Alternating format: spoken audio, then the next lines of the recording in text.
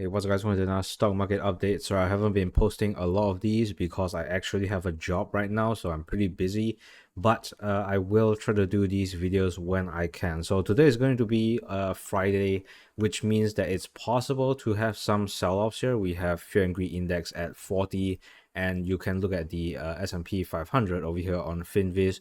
Most of the selling off is happening in the semiconductor space here. So I do have one play here in ON semiconductor and it's going down, but this is value here. So you can watch my last video on that. Nobody cared about that. It doesn't really matter. But the what we possibly are seeing here with the S&P 500 is that some investors are rotating out of NVDA and buying some other value stocks, like oil and gas, utilities. People are looking for that for AI because of electricity consumption, right? And then they are possibly moving into Amazon because it's a software play. Google and Meta is up as well. And then you have IT and banks, ironically. So I'm going to be covering SoFi in this video as well. I'm going to leave that for the last segment here. So first up, once again, another S&P 500 chart here, still looking very strong, but with the recent drawdown, it could start a pattern where we start to have a correction here, because this is a red candle, and depending on what the investors do, once again, I think investors are rotating out of NVIDIA, not necessarily selling out of stocks entirely. Let's look at the 1 hour MACDs here. You can see that we are starting to curl up here. Today is a Friday, but if all things goes well, if people are really just rotating, then we are likely not going to see this move. I think we are going to see it stabilize around 547. But I don't have a crystal ball. Okay. Next up, we have NVIDIA having a correction here as well. So this is, pretty warranted. NVIDIA has been running very heavily, and it's moving back to that consolidation zone where I drew here, briefly broken out here. But, if you start to zoom out, when, after this all happens, this is going to be a temporary spike. And then I think we're going to see it move down to valuations maybe closer to 50 PE, currently sitting at around 79 PE. So I would say it's pretty overbought right now, and it is also cyclical. So we might start to see that cyclicality start to happen. But once again, I don't really have a crystal ball, and NVIDIA seems to run, by its own merit. Okay, next up, we got HIMS here. So HIMS went down from 25, I think that's the peak, to right now currently sitting around 22. So when HIMS hit around 25, and there were price targets sitting at around 31, I actually started to sell some cover calls. Now granted, I already sold a lot of my shares, so I only had 100 left, but I sold a cover call for 2 weeks later, and I was able to draw about $44 here. So that's only on one cover call. So I guess the lesson here is to remember to use cover call, because it's a very good strategy. And also don't, I guess, take a profit sometime, because we were here for a couple of days, around 23 and 24 and even 25 level. And once again, this is just based off that GLP-1 news, and their revenues have not necessarily came in yet. So this 76% run is was not likely going to hold up. But what we are seeing here is that for today, this could be a very strong support here, and we might start a consolidation zone between, I would say, 22 and 26 here. So yeah, if this keeps up, then this will be a very healthy consolidation zone for a couple of days, and then we'll see how the market actually rotates, and we'll see how HIMS performs on their earnings in 45 days. Next up, we got Amazon here. So Amazon, basically just another cloud play. Not much to it, but the thing is with Amazon is that it has been suffering. It's not being able to get out of this $190 range. And what's important here is, once again, let's go back to that FinViz chart here.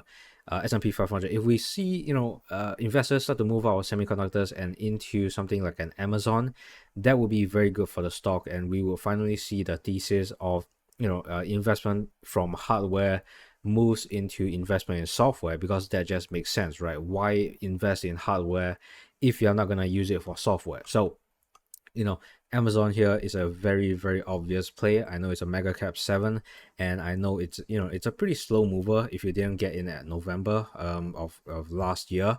But I would say this is one opportunity in the market here that, well, it's not SoFi, but it's pretty boring. Okay. What's funny is that SoFi people say the bank is going to be an AWS of fintech. Well, this is AWS here. You can buy it literally right here. Okay. All right, enough hate on SoFi. Next up, let's move on to Robinhood here. So Robinhood also had a max, well, not necessarily a max drawdown. Also had a drawdown. I would say it could go even further from a peak, about down about 13.42%.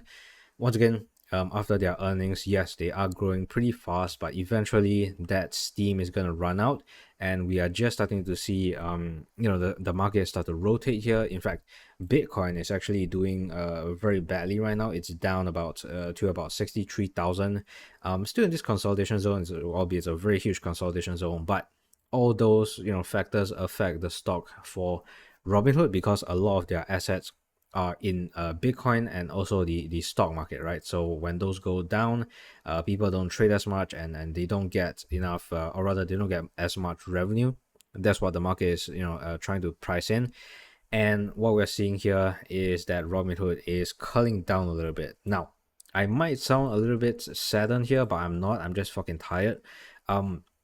I still think this company is going to grow. Once again, they still have the ability to expand internationally. They're going to take over the markets from Webull and something like that, eToro, that has a vastly inferior product. I think Robinhood is going to be fine, and I will still be keeping some shares. Now, obviously, whenever I say that, I always trim, and then I put those money, the money I gain into other positions. So I always trim, but I'm going to keep these 100 shares. I haven't even sold any cover calls here. And yeah, so I'll go through my portfolio in a little bit after SoFi, okay? Next up, we got Palantir here. Once again, another stock that I sold cover calls on. I didn't try to sell it too far out of the money, because I know Palantir has the ability to run very far, and I didn't necessarily time the top. But the thing is, I think software spending is going to be very high. As of now, Palantir's growth is still at 20%. Now, if they surprise on next earnings, that's going to be great. But for now, they are still not growing as fast as other companies. So even though they have a lot of potential, don't get me wrong, guys. Palantir has a lot of contracts in government. I don't necessarily think there's a bad thing. In fact, I think that's a good thing. That's why I've been saying. That's why I've been buying Palantir, in and out.